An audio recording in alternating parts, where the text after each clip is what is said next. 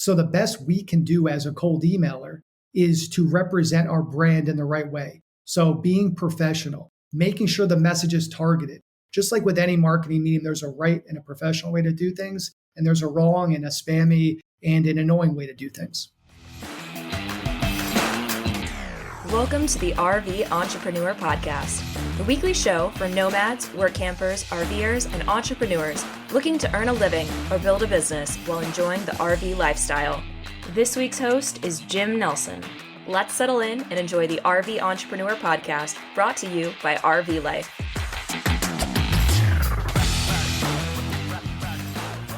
Welcome back to the RV Entrepreneur. I'm Jim at RV Life. And as co-host of a relatively popular niche podcast, I receive lots of cold pitches, a whole lot. Some of these come from folks who clearly know nothing about the show. They may be totally irrelevant to our audience, or they may literally be quite cold or insincere. Those immediately end up in the trash. Lately, I've been hounded by a certain agency representing such a guest, and their emails are getting old. Downright rude, in fact. They keep sending stupid memes trying to get my attention. Each one guarantees I'll never talk to them even more. Then, amidst all this noise, I recently received a cold outreach email from Adam Rosen. It was brief, sincere, and on point with what we discuss here on the RVE podcast. Adam isn't an RVer, but he is a true digital nomad, though he hates that term. And I tend to agree. It's getting old and doesn't quite paint an accurate picture of what successful nomadic entrepreneurs are doing. We get into that.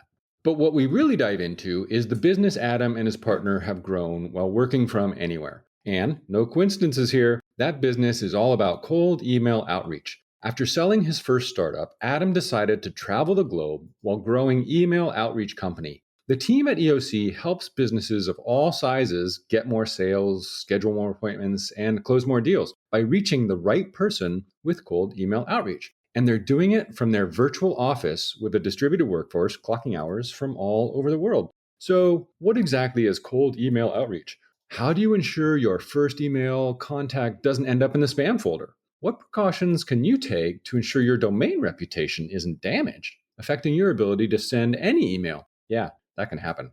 How do you craft a message that resonates with your target contact? What's the best call to action you can include in your cold emails? And what is the Nomad Cloud? Check the show notes for helpful links while Adam Rosen answers all these questions and more. But first, check this out. Don't let the summer heat dampen your RV adventures. Discover Cool RV's innovative solution for underperforming RV air conditioners. A quick fix at just $84.95 with no shipping cost. Experience a cooler, more comfortable RV with CoolRV.com. That's cool with a K, RV.com. Podcast listeners can save 5% with code RVLife.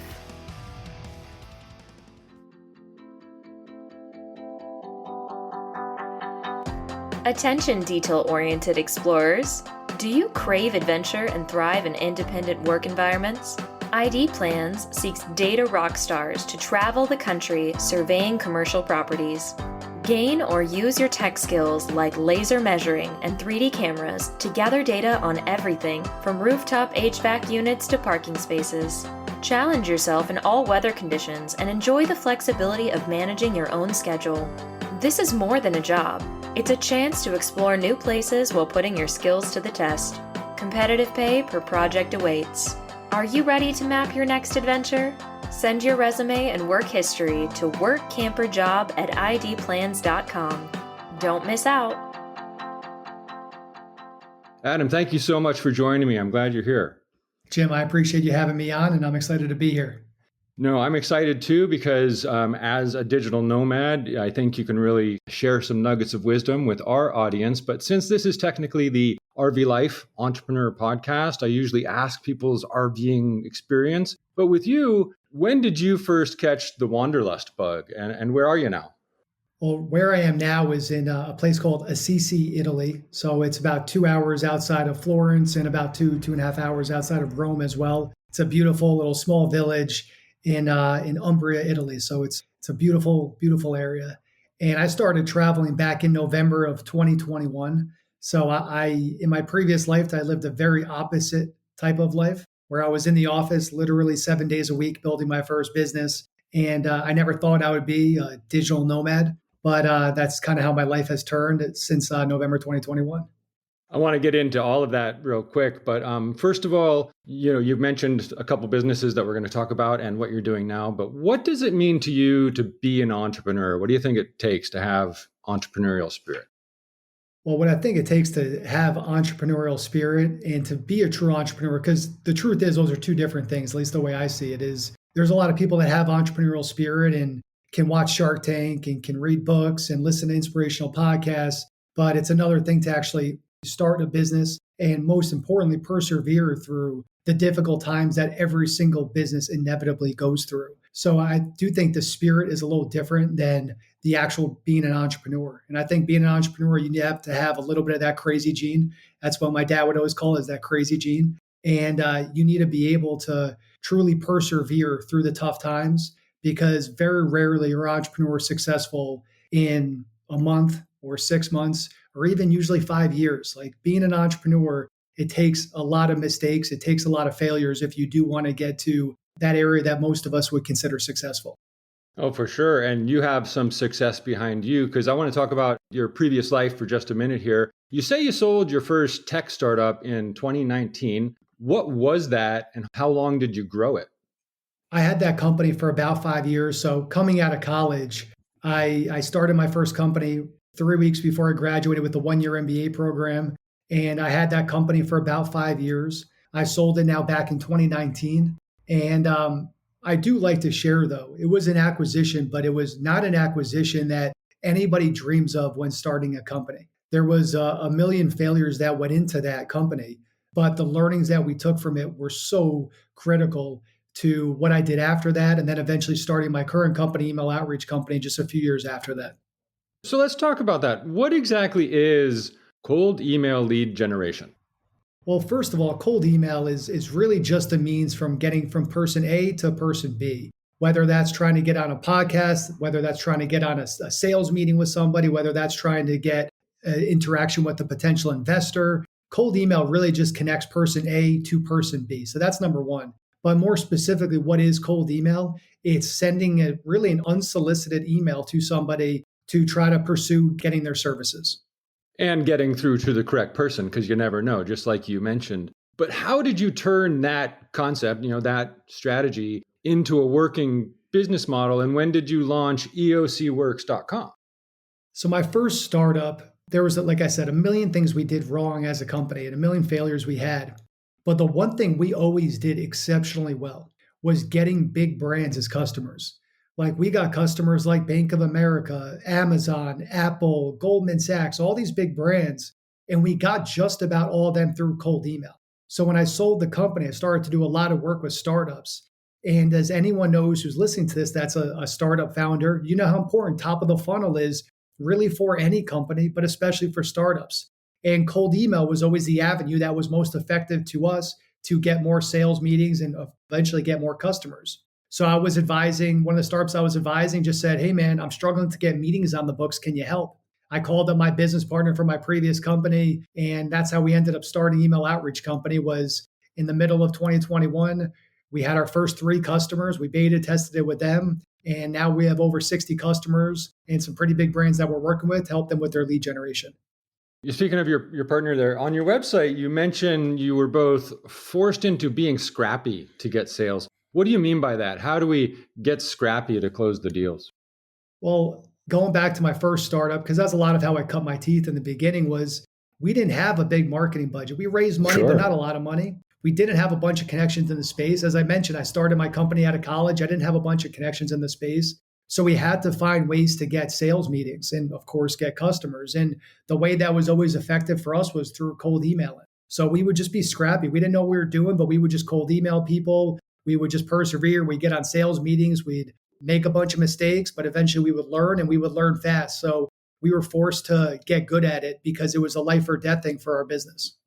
Being a digital nomad yourself, how can the cold email outreach approach be so relevant to the solopreneurs, the small scrappy guys? Why is that working better than other methods?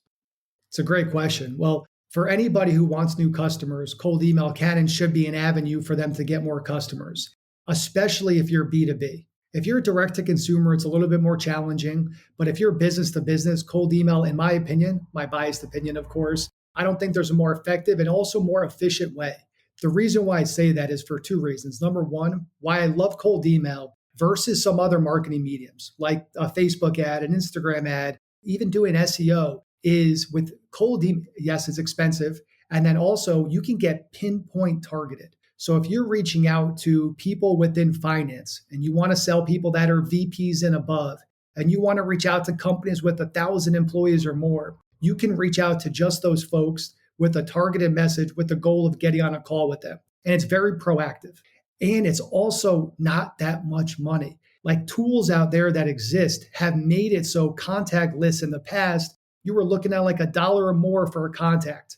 Now, through some tools out there, you could pay 2 to 3 cents for a high quality contact that you can reach out to. That's also, by the way, a clean email that's verified where it's not going to bounce. So it's, in my opinion, the most efficient and also effective marketing medium. So I feel like anybody, especially a solo founder, should be using cold email. Awesome. I do want to get into some of those tools and the services I presume your company provides, but I gotta ask about the elephant in the room here. How is cold email not spam? Or how do you ensure the message doesn't sound spammy? As a podcast host, I get lots of cold pitches. And if they're insincere and don't, do their homework first, they go straight to trash. But some get persistent. And it's like, hey, another just nagging type of thing. Some even get rude. Just before I got on this show, I got an email from what I presume might be one of your competitors. I don't know, but it's getting old. They're starting to send me memes, like silly memes of, oh, I'm dying to hear from you. And, GIFs that are just rude, if you ask me. And therefore, I'm never going to get back to them. So how do you avoid the spam association of unsolicited email? Well, number one, it is a fine line. Like there is a fine line between being seen as spam and being a great email. And the truth is, you can't please everybody in any marketing medium. I don't care if it's a Facebook ad, Google, a billboard in Times Square, it doesn't matter. There's always a fine line. Some people are going to love your marketing, some people are not going to love your marketing. For example, like we have a Slack channel with my team, and we have a channel where we show meetings that are getting booked. And then we'll also show sometimes ugly responses. And there have been times in the past where we'll get an ugly response from somebody. And then 2 minutes later, to the exact same email, we'll get a response where somebody says, this is the best cold email I've ever received. Yes, are you free on Thursday to talk? So the truth is, what some person might see as an amazing email, another person might see as spam.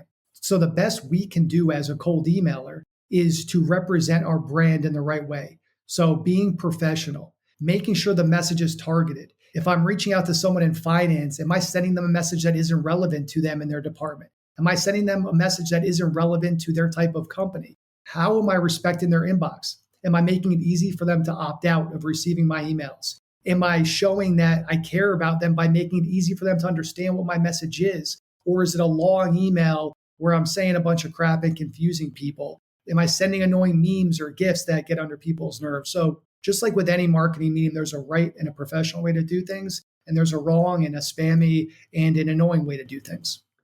That's really good to hear, because I was impressed by one of the quotes on your website, a testimonial rather, that said, your polite persistence paid off. And it reminded me of the persistence I'm seeing that isn't as polite. So when do you and your team know when to say when? I mean, if you're not getting response, you obviously got to change your message. You didn't get through. But how do you avoid that fine line between persistence and nagging? When do you stop?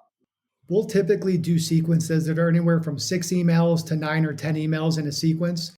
The key with our follow-ups that we've seen work best, and we're sending over 1 million emails every single month. So we're collecting, as you can imagine, some pretty interesting data of what works and what doesn't work. But one of the things we've seen works best with follow-ups is short, sweet, a few sentences. Hey, I'm reaching out to you about this simple value prop. If you're interested, would you be open to a 10 to 15 minute call? If not, please let me know and I'll stop reaching out. So that's the key, is how do you respect their inbox and make it easy for them to say, hey, I'm not interested. Stop following up with me. That's really good to hear as well. In our own emails back and forth, you mentioned the good, the bad, and the ugly of cold email. So do you have any secrets to share with our listeners for taking advantage of cold email to grow their businesses? The key now with cold email is it has gotten a heck of a lot harder than ever. Hmm. Like I talk a lot about the old days of cold emailing. And when I'm talking about the old days of cold emailing, I'm not talking about 2016. I'm talking about July of 2023, because there have been so many changes that have taken place, whether it's AI and the advancements that continue to happen in AI, whether it's Google domains being acquired by Squarespace in September of 2023, whether it's the new Google and Yahoo requirements and just the ongoing changes. So the reality of cold email is it's gotten so much more complex, but it works better than ever now. Like the results we're getting in now May of 2024 are better results than we've ever had as a company. Most people that you talk to don't do it right or aren't getting results. And the reason why is because if you don't do everything right, from setting up multiple domains that you email from, creating multiple inbox that you're sending from, managing your sending to about 20 emails per inbox per day, doing certain type of copy, like things like spin tags, which basically randomizes text so that every email you send is slightly nuanced, so a little bit different than the other emails, with the whole goal of ending up in the inbox and not ending up in spam. So there's all these minor things that people need to do in order for cold email to work, where it's become a true art and a craft where if you don't do everything right, you really don't stand a chance. And that's why being a professional in the cold email world at this point is so important. So you're mentioning a lot of tools and tactics, but those might not be known or available, but not necessarily known to the DIYers out there. So someone listening to this and they're thinking, oh, hey, I should do more cold email and I'm going to Google it and get some tips. What advice do you have for going the DIY route versus, just getting on board with a firm, which I presume like you guys do, is doing it for them, like done for you versus done with you or DIY?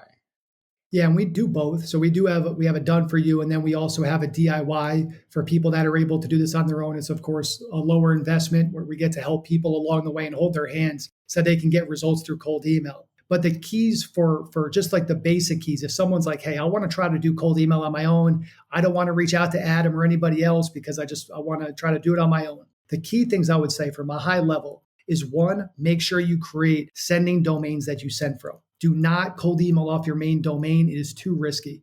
If your main domain becomes spammy, all of your emails are now at risk of going in spam. So make sure you create domains to send from. At least create 3 to 5 domains that you're going to be sending your cold emails from. So that's one. Number two, when you create these domains, make sure they're set up right.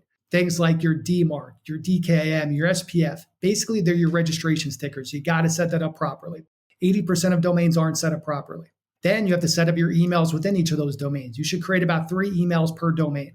Then you have to warm up these inboxes. We use a tool called instantly.ai. It's a phenomenal tool. It's not our tool, but we love it. We use it a ton. And it's an amazing tool. It's very inexpensive too for anybody who wants to use it. Instantly.ai will help warm up your inboxes.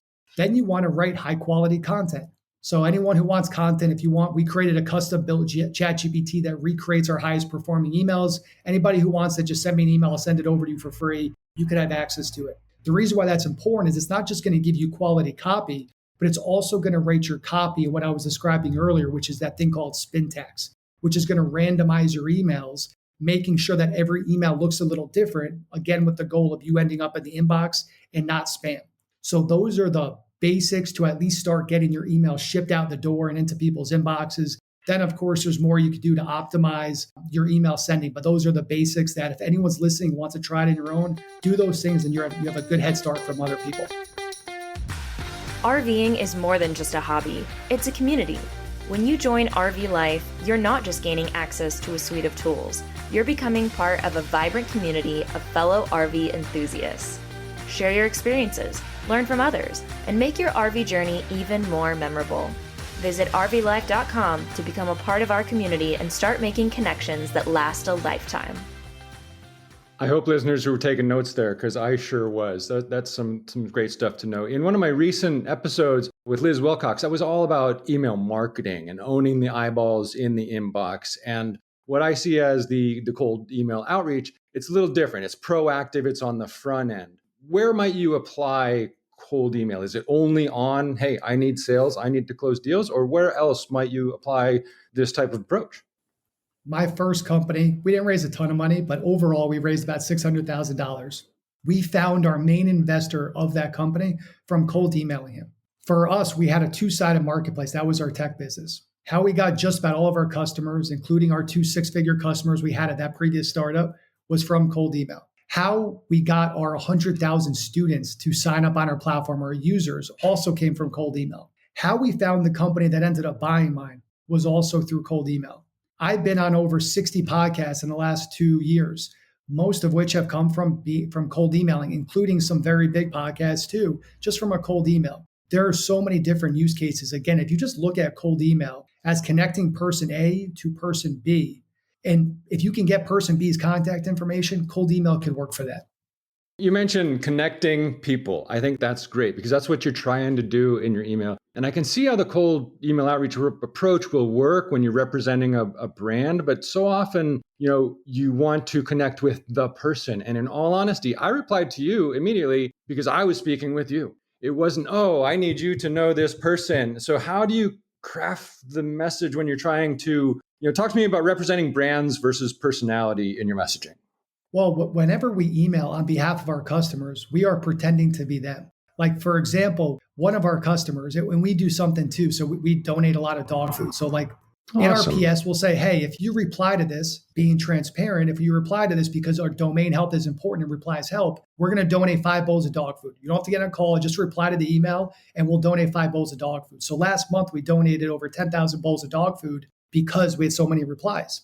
But I bring that up because one of the people that saw that email was like, this is so cool. He posted on his own LinkedIn, shouting out our customer with our email, saying, hey, so-and-so had the greatest cold email. Here's the person. And they had no idea it was us. They thought it was the CEO of that company that we're doing the outreach for. So the reason why I bring that up is because whenever anyone's doing outreach, if you're doing outreach on your own, or if you're doing outreach on behalf of somebody else, you want to do it as that person. A third party, it seems very disingenuous and it feels very just stale.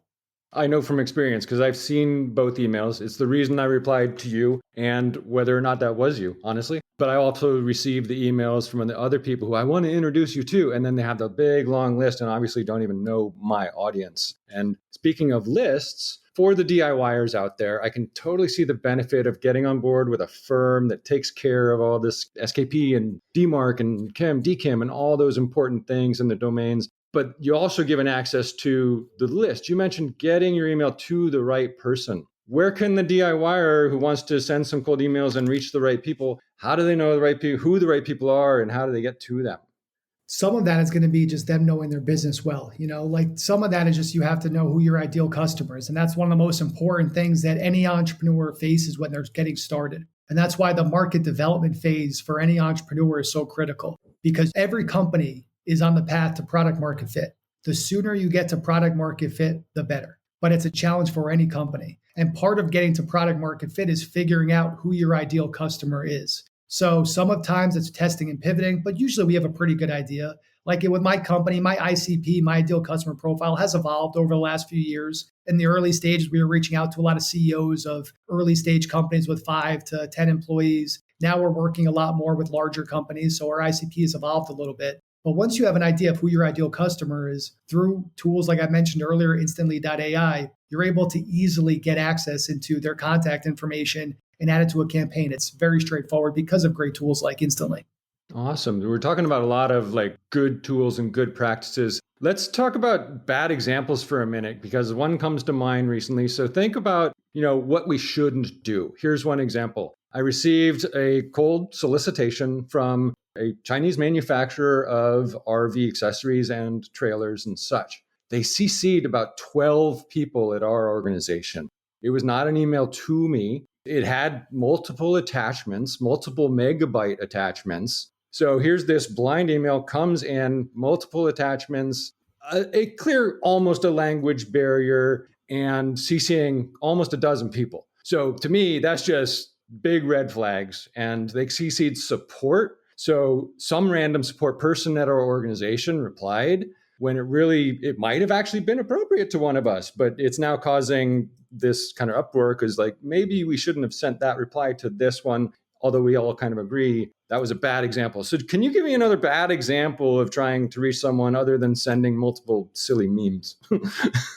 Unfortunately, there's too many to even count. And examples like that are why some people have a bad perception of cold email. is because of people like that. Like that is straight up spam. That's being unprofessional. And that's doing a bad job. And that's moving the industry backwards, not forwards. So there's a million different examples. I mean, there's people that will just have grammatical errors. That's an obvious one. People that their personalization will be wrong. So if they're reaching out to me, maybe they say, hi, Joe, instead of hi, Adam. There's people that'll spell your company name wrong. There's people that'll have long emails, paragraph on paragraph on paragraph. There's people that just put a bunch of links in emails where I don't know who you are. I don't know if you're trying to steal my information, if you're trying to get me on a phishing scam. I don't know who you are. There's people that are clearly not from the US that are speaking in a way that anyone who's not an American born or a US speaking citizen would speak, and trying to pretend like you're from the US where it's very obvious. And that's a lot of what we do.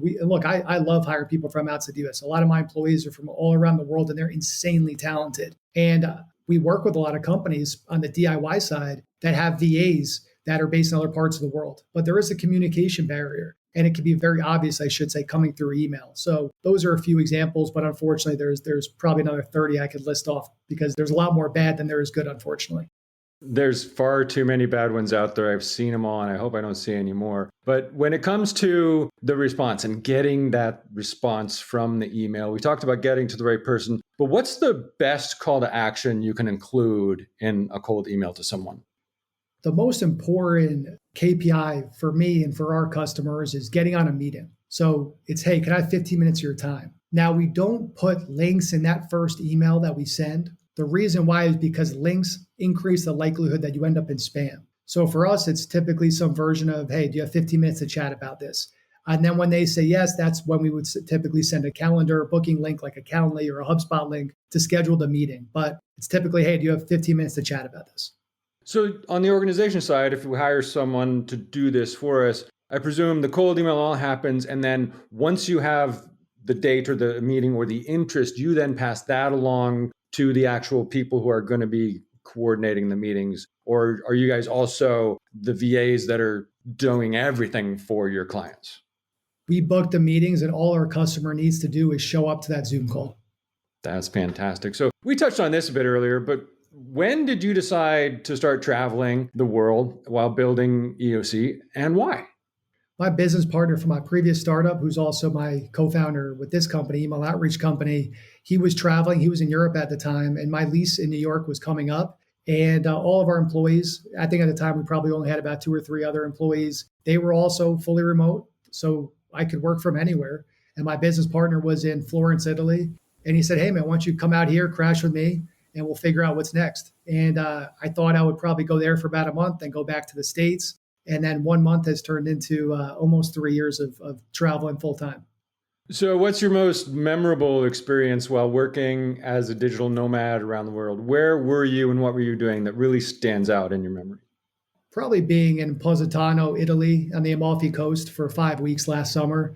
My business partner and I, we were there for August and a little bit of September. So working there is special just because it's the crown jewel of the Amalfi Coast. It's beautiful. And it's a place that, most people can only go to for maybe a few days. If you could get there for a few days, it's a memory that you talk about for the rest of your life. So to be able to spend 5 weeks there, to really get to know the people, to really ingratiate yourself in the community and enjoy it while also working and building the business was a memory I'll never forget. We have a lot in common there with our listeners here because we can all share our VAing experiences, whether we're out with satellite internet on the top of the mountain holding meeting, or honestly dumping black tanks while on the Zoom call. So tell me what you're doing with the Nomad Cloud. What is that? Since a lot of what we do, my co-founder and I do, is we run our business as a digital nomad, even though I don't love that term. We've always wanted to find a way, how can we share more about how you can travel the world while growing professionally? Because I'm sure you, Jim, and a lot of your listeners too that do the same stuff, probably get asked a lot, how do you do that? How do you travel and work and build your business? So there's this newsletter called the nomadcloud.com that we came across, and the content was really great. We liked it. We enjoyed the content, and we reached out to the owner and we asked if we could buy the newsletter from him. And we bought it back in January of 2024, so about 4 or 5 months ago now. And it had about 5,000 subscribers on it. It had pretty decent engagement. And now we're over 200,000 subscribers. with better engagement. And it's been exciting to be able to just share some tips and tricks of how you can kind of have your cake and eat it too, travel the world while building your business. And we see a lot of potential with the Nomad Cloud and are excited to hopefully do a lot more within in the coming months. That is exciting. And you mentioned tips and tricks. And so aside from the email outreach, which you're obviously an expert at, give me one or two tips that someone working full-time from the road or out of a backpack can just latch on to for help building a successful business. Well, I'll give a travel tip because a lot of people like this. Like a lot of my time is I don't spend it in RVs, but I typically spend it in different Airbnbs. And most people I know, when they stay in an Airbnb, they'll just see whatever the sticker price is and they'll ask to book it or they'll just book it and that's it. But we have saved over the past few years upwards of $50,000 just from negotiating different Airbnb prices. So reaching out to owners and just having a simple negotiation of, hey, would you be open to doing this? We're a good guest. You can check my previous reviews. We'll help out. We'll give you a good 5-star review. We save 10 to 40% on the sticker price on Airbnbs. And we actually we like building different AI ChatGPT prompts. And one of the prompts that we built is to save money when you're traveling. So if anyone does ever stay in Airbnbs, if you reach out to me, I'll send you. It's a free ChatGPT. It'll help you with your negotiation. It has saved us a boatload of money, and will probably save anyone listening to this who does stay in Airbnbs, especially long-term Airbnbs, a lot of money. That's awesome. And it does come back to the cold approach. And as a lot of our RV listeners are, they're content creators. So they may be cold approaching companies because they need a new water pump. So guess what? It's a cold approach to get to the right person to send them a free water pump. But you mentioned something there that kind of struck a good nerve with me. Digital nomad, the term, it's stale, doesn't quite identify us all. I think it was 2011 or 12, I was interviewed for CBS. We had already been on the road a number of years. And I just referred to ourselves as location independent entrepreneurs. What's a better term than digital nomad? I don't have a quite better term yet, but I like to say we have a traveling office. It's just the traveling office is kind of how I look at it, because I get a lot of calls every day. And a lot of people are in, I don't want to say the corporate world, but either the corporate world or just working for a startup or a company. It is so rare I ever speak to somebody in their office. It is almost always a home office. So look, are there benefits to being in, Austin or New York or San Francisco or, Chicago or wherever, any major metropolitan city in the US? Sure. Like, yes, I'm not going to deny if I was in Austin, you're surrounded by a bunch of like-minded business people. Yes, there's a value there. But other than that, almost every meeting, again, is virtual. It's through Zoom. It's a different world in 2024 than it was in 2017. You can build a business from anywhere in the world, but it does take a certain level of discipline, and it does take a certain level of independence where you can build a business while being all over the world, especially if you're in different time zones too. That's a challenge here. Maybe in Alaska, I had no idea that you were in Italy. But I would also argue that it benefits us entrepreneurs to be out there and, closer to nature, especially, when we're traveling full time in an RV. We can be out in the desert when the time is right, or in Alaska for winter, like we chose to this year, just to be around that awesomeness, just to get out and out of your head for a minute to reset. It's a lot easier to do that. And I'm sure you're seeing that on the beaches and everywhere else you're going. But what are some of the extra steps the nomads in particular can focus on to truly succeed instead of just getting by? There's a lot of van lifers out there that are like trying to do the digital nomad quote unquote thing, but they're getting by. What extra steps? How do we go the extra mile? What do we need to do to get there where we start hiring people and start branching out and growing a business where we feel successful? And that's the key, Jim, because that was my biggest beef, even with the term digital nomad, because I feel like the perception of a digital nomad is it's someone who's just getting by. And the reality is that is most people's reality, is maybe they're living out of a hostel or they're backpacking or they're just doing everything they can just to get by because they want to travel. But people think, hey, I can travel, but I can't make money when I travel. Or I can stay in one place and I can make money. Very rarely are we told you can have your cake and eat it too. And that's what I want to change. Because for me, I don't want to just travel. I don't want to just build myself professionally and make money. I want to do both. And that's the key, is we want to be in abundance. And that's why it's important for us to stay in place like Positano, off of our company's success. We stayed in Positano, not from being a trust fund baby, not because we made a bunch of money in a previous exit. It's because of the success of our current business. And that's why with everything, it starts with having a profitable business. What is your foundation? You can build a profitable, successful business from anywhere in the world, especially with technology as it is today. But you have to learn the business fundamentals. You have to take the art of business seriously. You have to understand how to get ahead on your finances. You have to understand how to get new customers. You have to understand how to keep those customers. You have to understand how to grow. It's a challenge, but there's no reason why anyone who's smart, anyone who's got the bravery to travel, anyone who's brave enough to travel the world and travel in an RV and live a different type of life. Most people don't do this because it's scary. It's hard. It takes bravery. So anyone who has got the guts to do that, you have more than what it takes to build a successful, prosperous business, but you have to take the art of business seriously in order to do it. Fantastic. And you're obviously living proof, and it sounds like you're helping others do the same. So, Adam, what are you most proud of, and where can folks learn more? I'm most proud of that I haven't, lost myself as I've been doing this. It's key. Obviously we've had certain benchmarks that have been really exciting as a business because when I started traveling, we were in the early days of a business. My business partner and I today we were just going through.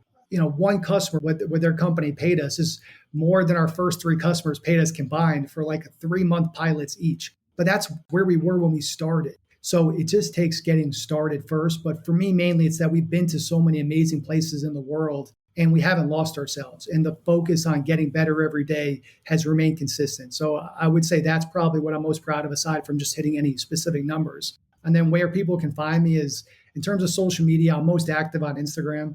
So just at Adam I. Rosen. On LinkedIn, you can find me. It's just /Adam I. Rosen. And then my website is eocworks.com. And my email is adam@eocworks.com. And if you want any of those free resources or if you have any questions, please feel free to reach out to me. And I'm more than happy to support you in any way that I can. Thanks so much. I'm going to drop all those links in the show notes and go sign up for the Digital Nomad right now. Adam, thanks so much for joining me. Jim, thank you. And thanks for everyone for listening. Alrighty then. You really can craft cold emails to get in touch with the right person you need to hear back from about scheduling that meeting or landing that guest appearance.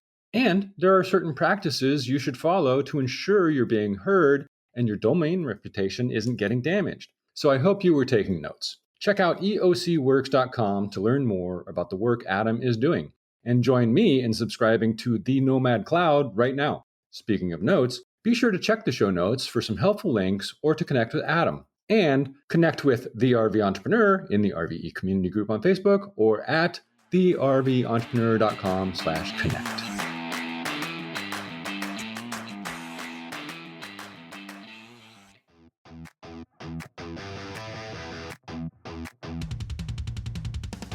Don't let the summer heat dampen your RV adventures. Discover Cool RV's innovative solution for underperforming RV air conditioners. A quick fix at just $84.95 with no shipping cost. Experience a cooler, more comfortable RV with coolrv.com. That's cool with a K, RV.com. Podcast listeners can save 5% with code RVLife.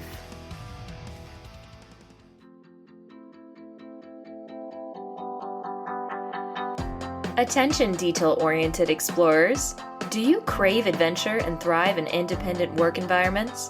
ID Plans seeks data rock stars to travel the country surveying commercial properties. Gain or use your tech skills like laser measuring and 3D cameras to gather data on everything from rooftop HVAC units to parking spaces. Challenge yourself in all weather conditions and enjoy the flexibility of managing your own schedule. This is more than a job. It's a chance to explore new places while putting your skills to the test. Competitive pay per project awaits. Are you ready to map your next adventure? Send your resume and work history to workcamperjob@idplans.com. Don't miss out.